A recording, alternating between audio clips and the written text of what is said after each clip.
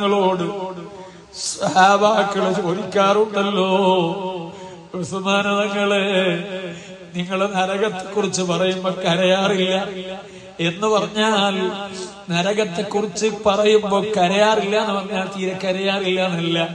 പിന്നെ എന്താണ് വല്ലാതെ കരയുന്നത് നമ്മൾ കാണുന്നില്ല. അതേസമയം ഖബറിനെ കുറിച്ച് പറഞ്ഞാൽ നിങ്ങൾ വല്ലാതെ കരയുന്നത് കാണുന്നല്ലോ.